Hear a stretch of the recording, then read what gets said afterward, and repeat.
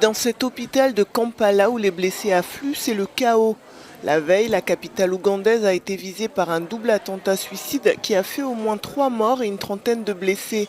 Selon la Croix-Rouge ougandaise, plus de la moitié d'entre eux seraient des policiers. Les 2 attaques ont été revendiquées par l'État islamique et selon la police, ces attaques ont été menées par un groupe local lié au ADF, un groupe rebelle musulman affilié à l'État islamique.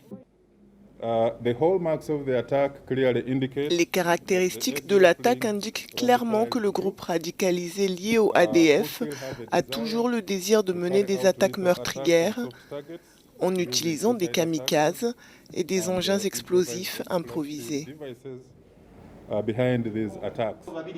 Sur ces images de caméras de sécurité, on peut voir la première explosion près du quartier général de la police.